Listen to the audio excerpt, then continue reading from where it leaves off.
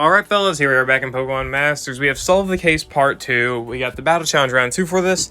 Let's go ahead and do it. So, can it be done free to play? Maybe. I don't know. I have not looked at all the free to play options. I'm quite tired right now as the time recording this, so I don't really feel like going through everything.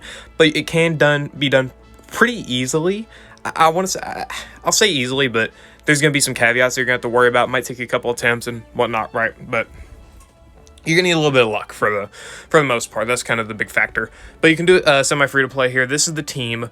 The missions we do have here. Let's go take a look at them really quick. The mission for the tech coin is Hoenn and Johto, and the mission for the support coin is Dark and Ground. That team can be done in one team with this one right here. So we've got Nita, who covers Ground, Sidney, who covers Hoenn and Dark, and we've got VP Morty, who covers Johto. So there you go. You got your types and you got your regions.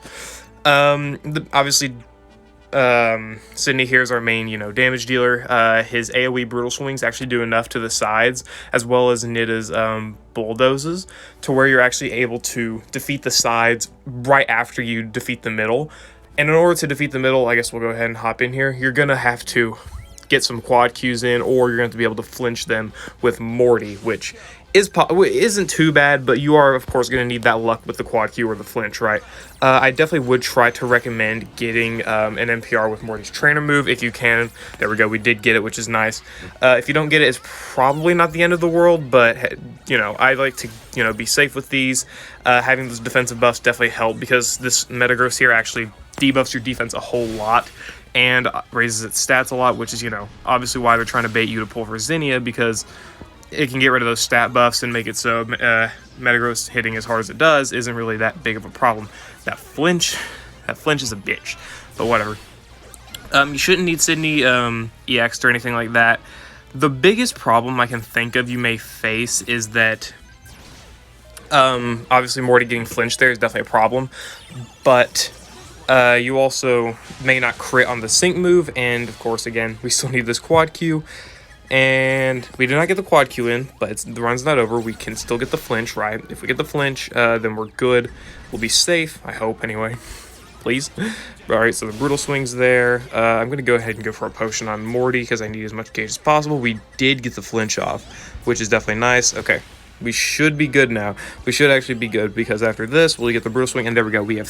We can queue all of our moves, get our sync move in before Steven is able to use his sync move. And as long as we crit, we'll guarantee defeat the middle here, and we should be able to defeat the sides with a Bulldoze. Alright, let's go for it. What do we got here?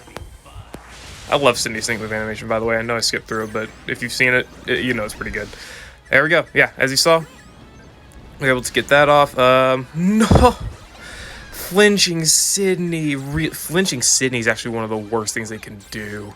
But the crit Sidney's confusion was able to get them defeated. Yeah, there we go. They got confused with Sidney because of Sidney's Brutal Swing, and, well, ended up hitting themselves. That's definitely one of the big things with Sidney here.